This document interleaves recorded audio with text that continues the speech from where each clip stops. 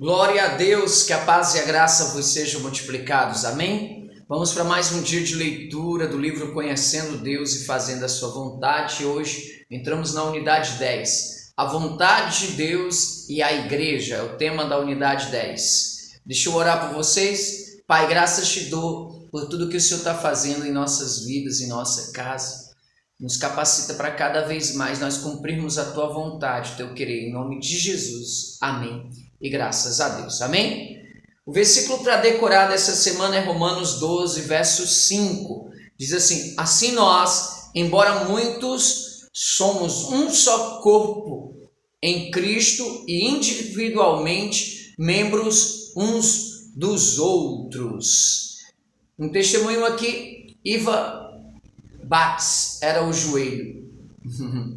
Diz assim, ó, eu já falei sobre Iva Bates. Ela era viúva, vivera sempre numa fazenda e agora estava aposentada. Era uma das pessoas mais dedicadas à oração que já conheci. Nossa igreja era o corpo de Cristo e dizíamos que Iva era o joelho. Deus a colocara no corpo como uma força na oração.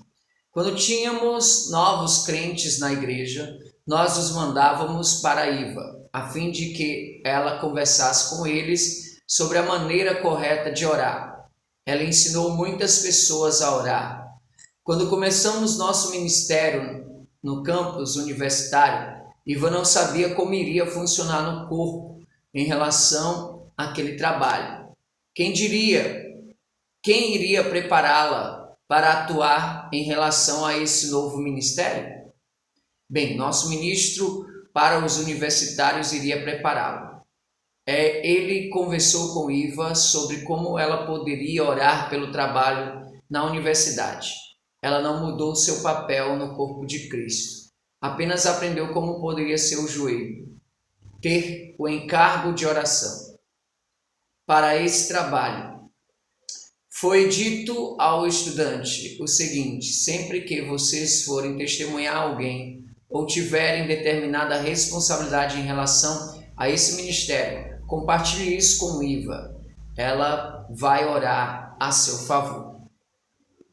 Então, um aluno da universidade chamado Wayne disse a Iva: na próxima terça-feira vou testemunhar do evangelho a Douglas. A senhora pode orar por mim?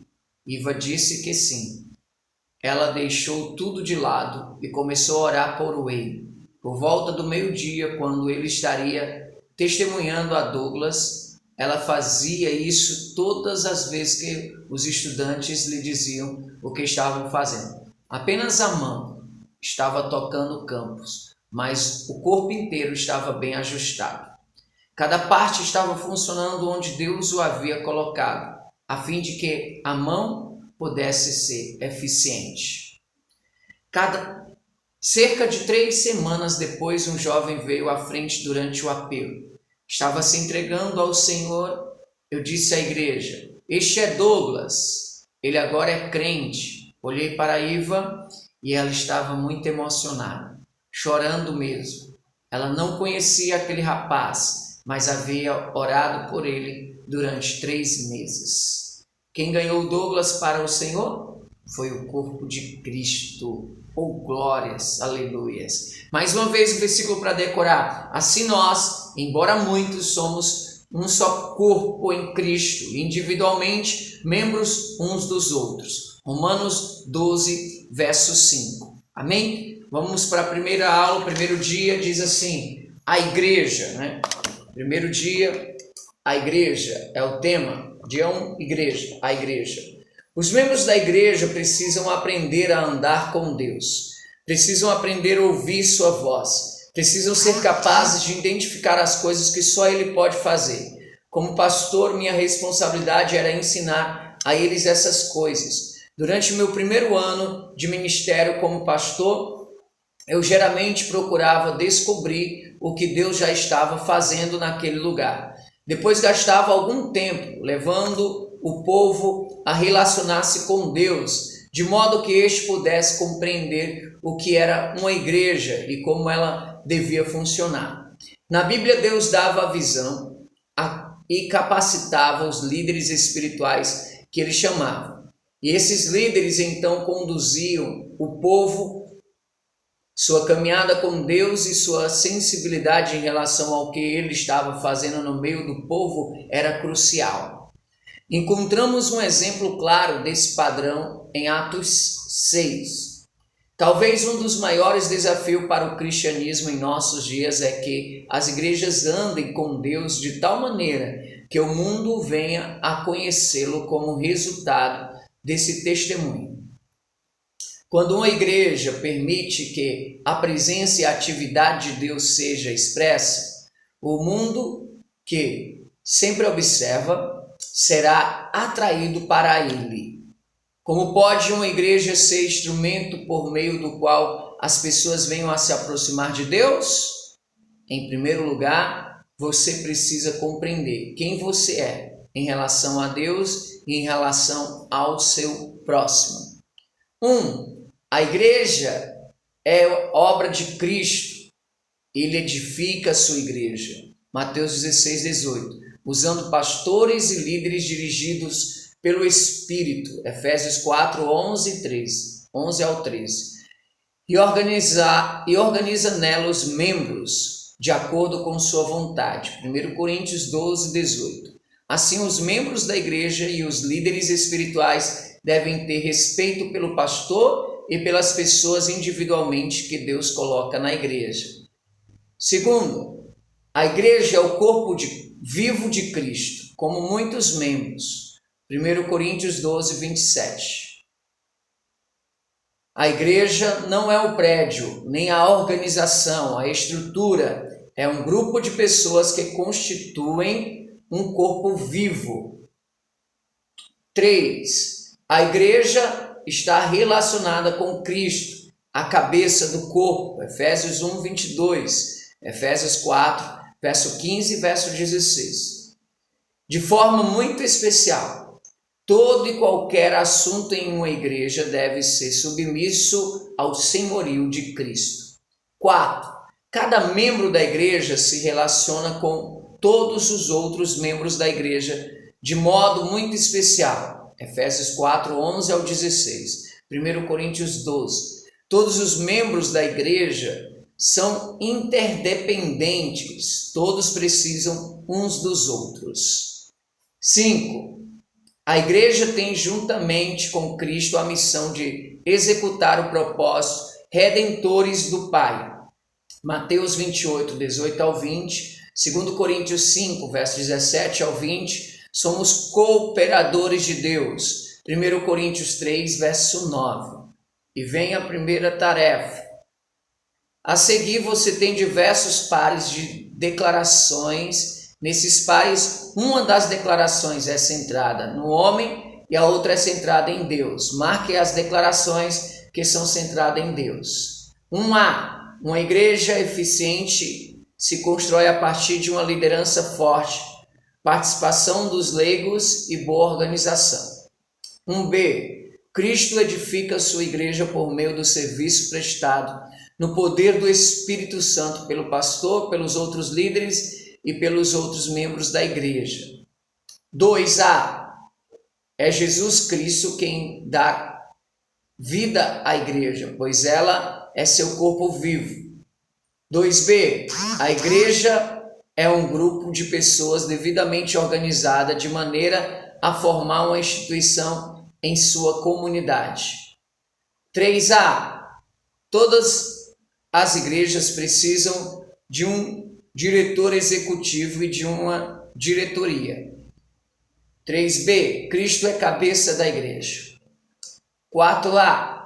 Quando a igreja se reúne, seus membros experimentam Deus agindo no corpo por meio dos outros irmãos. 4B. A frequência à igreja é importante para mostrar nosso apoio à organização. 5A. A igreja deve observar sempre para ver onde Deus está agindo, a fim de juntar-se a Ele em sua missão redentora. 5B. A igreja deve estabelecer alvos atingíveis e seus membros devem se esforçar ao máximo para alcançá-los. Então você vai marcar aí qual é as declarações que são centradas em Deus, tá bom? As declarações que põem Deus no centro da vida da igreja são 1b, 2a, 3b, 4a, 5a.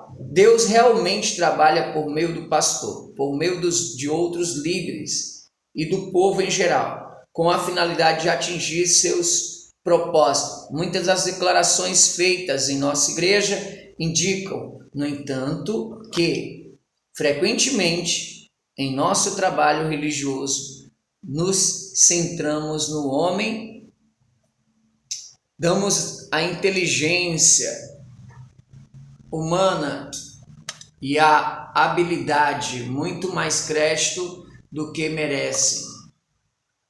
Só Deus merece a glória no trabalho do reino. Amém? Glória a Deus. Precisar pausar aí? Você pausa. Vou continuar a leitura aqui e nós vamos dar continuidade àquilo que Deus tem para fazer em nossas vidas, tá bom? Vamos lá. Ser é mais importante do que fazer. Como as pessoas, de modo geral, as igrejas, frequentemente estão mais interessadas no que Deus quer que elas façam do que naquilo que Ele quer que sejam. Sermos o tipo de pessoa que agrada a Deus é muito mais importante do que fazer alguma coisa para Ele. Sim, Deus quer que a igreja obedeça e faça o que Ele quer, mas Ele não quer que a igreja quebre algum dos seus mandamentos, a fim de poder realizar determinadas tarefas. Você pode imaginar como Deus deve se sentir quando uma igreja se divide por causa de ódio de uns pelos outros, ou porque um grupo quer fazer uma coisa para Deus e outro grupo se recusa a fazer? Segunda tarefa. O que você acha? O que você acha? Sublinhe as declarações que representam a sua opinião. Deus quer a igreja, que a igreja conclua a tarefa iniciada, mesmo que isso provoque a sua divisão. Sim ou não? Deus quer que seu povo demonstre amor acima de tudo. Sim ou não? Desde que a igreja esteja fazendo o trabalho de Deus, este pode ser feito até mesmo transgredindo a ética, sim ou não? Aí você marca aí qual é a sua opinião, tá bom?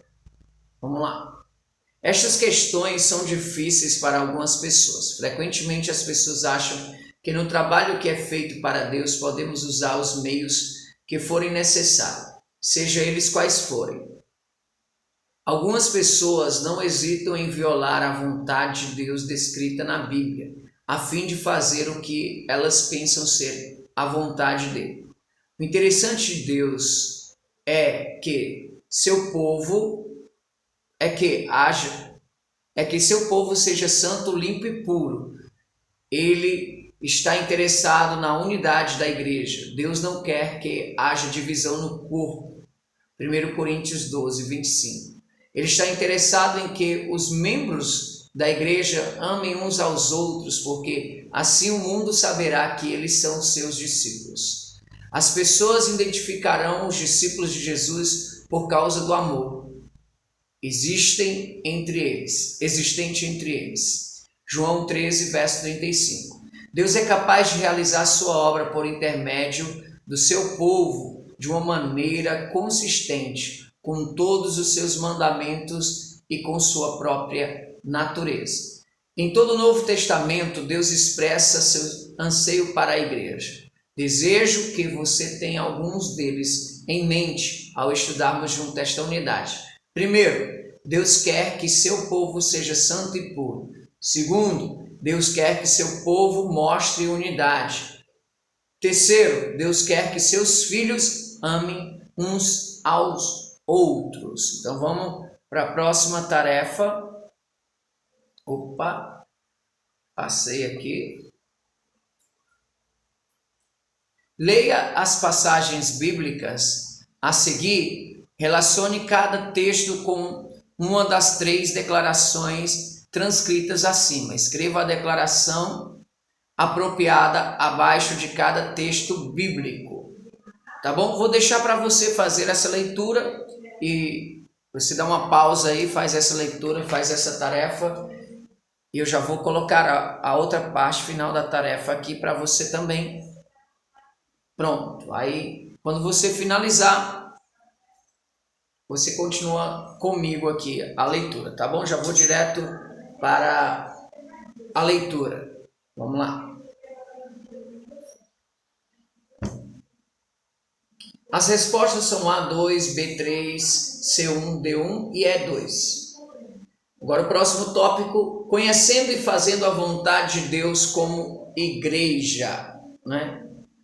Muito do que você já estudou se aplica tanto à igreja como a indivíduo. Por exemplo, Deus está sempre agindo na igreja e ao redor dela.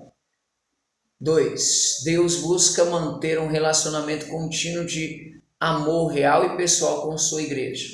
3. Deus convida a igreja a se envolver em uma obra que ele está realizando. 4. Quando a igreja vê onde Deus está agindo, essa descoberta se torna o convite de Deus para essa igreja juntar-se a ele na obra que está realizando. Mais um tópico. Deus fala por meio do Espírito Santo, pela Bíblia, pelas orações, pelas circunstâncias e pela igreja. Mais um. A igreja enfrentará uma crise em sua fé quando Deus a convida para se envolver na obra que só Ele pode fazer. Fé e ação serão requeridas para tanto. Mais um tópico. A igreja terá de fazer importantes ajustes para poder juntar-se a Deus na obra que Ele está realizando. Mais um. A igreja depende totalmente de Deus para realizar tarefas que tenham valor para o reino. Sem Deus, mais um tópico. Sem Deus, a igreja não pode fazer nada que tenha valor para o reino. Último tópico. Quando a igreja obedece a Deus, seus membros passam a conhecê-lo por experiência própria, pois ele faz coisas maravilhosas por meio deles. Olha aí, a lista é longa e poderíamos continuá-la. Existe uma diferença entre a maneira como uma igreja e um indivíduo descobrem a vontade de Deus. A igreja é o corpo de Cristo. Esse corpo funciona como uma unidade, com membros e líderes espirituais. Todos são interdependentes.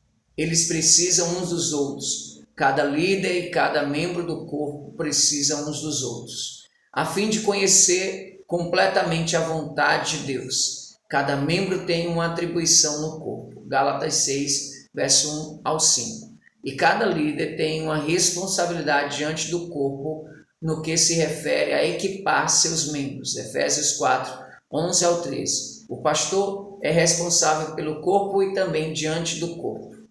Mais um tópico. A parábola dos trilhos de trem. Suponhamos que seus olhos pudessem dizer a seu corpo: vamos andar por esses trilhos de trem. O caminho está limpo, não estamos vendo trem nenhum. E então você começa a caminhar sobre os trilhos. Suponhamos que após isso, seus ouvidos dizem ao corpo: estamos ouvindo o apito nesta outra direção. Seus olhos argumentam, mas não tem nada vindo por esses trilhos, até onde podemos ver. Vamos continuar andando, e seu corpo ouve apenas os olhos e continuam caminhando sobre os trilhos. Logo os ouvidos dizem: o apito está ficando cada vez mais forte e chegando mais perto. Seus pés acrescentam: estamos sentindo a vibração do movimento de um trem se aproximando. É melhor tirarmos nosso corpo de cima deste trilho. E aí vem a tarefa, né?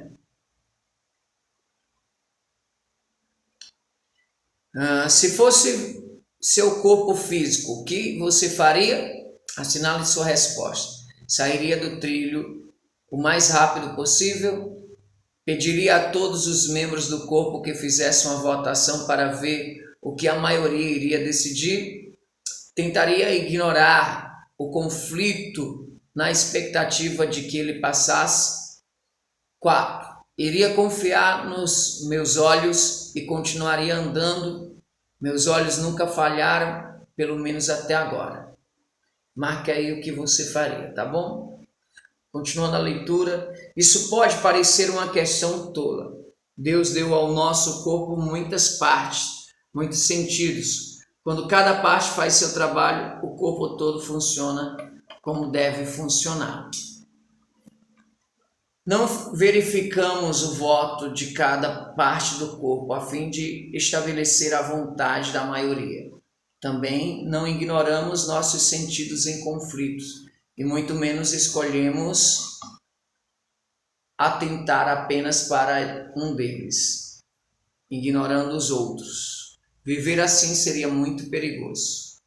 Considerando que a igreja é o corpo de Cristo, ela funciona melhor quando seus líderes espirituais e seus membros compartilham o que percebem que Deus quer que a igreja seja e faça.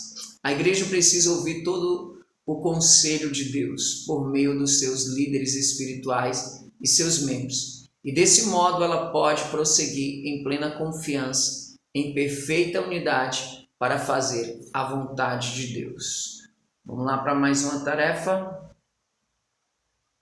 Escreva um resumo sobre a diferença que existe entre a maneira como uma igreja vem a conhecer a vontade de Deus e a maneira como o indivíduo a conhece.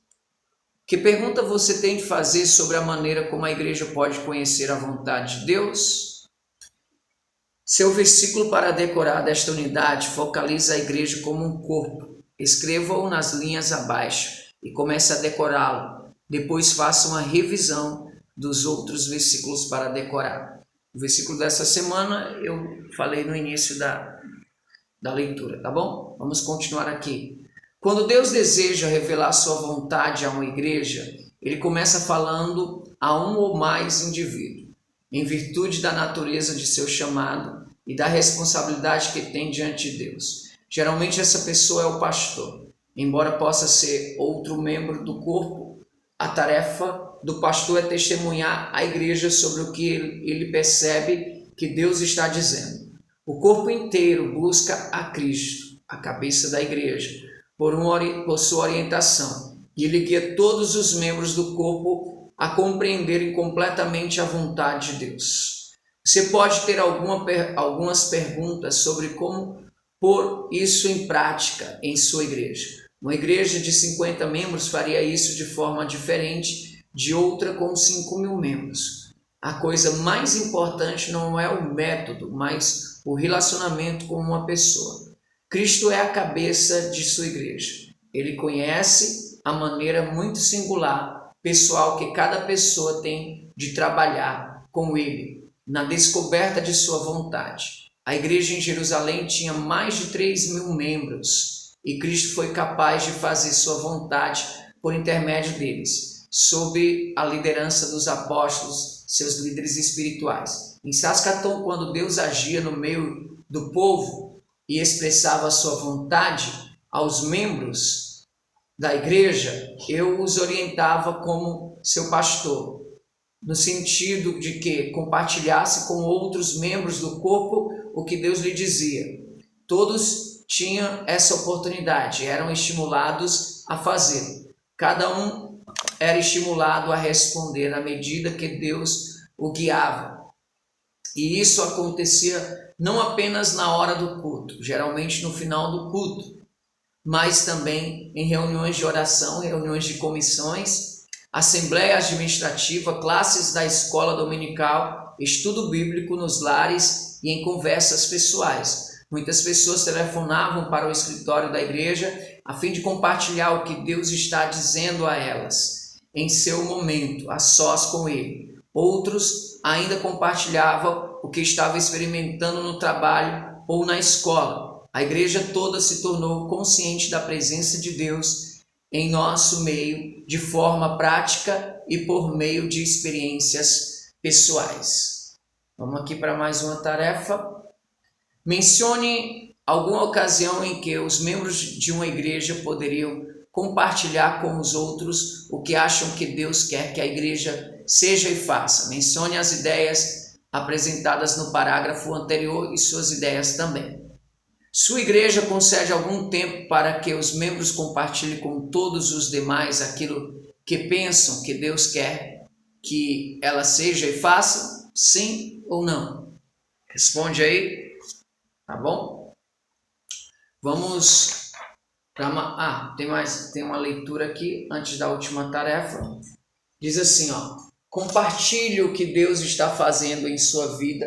Compartilhar o que Deus está fazendo em sua vida pode ajudar alguém a encontrá-lo de modo significativo. Por exemplo, quando alguém era levado por Deus a tomar uma decisão importante em algum de nossos cultos, eu dava a essa pessoa a oportunidade de compartilhar com o corpo o que estava acontecendo com ela. Às vezes, esse testemunho ajudava outras pessoas a responderem de modo semelhante. Vamos finalizar aqui. Faça uma revisão do estudo de hoje, ore pedindo a Deus que identifique as afirmações ou versículos que quer que você compreenda, aprenda ou pratique. Sublinhe-os, depois responda as perguntas. E você sabe...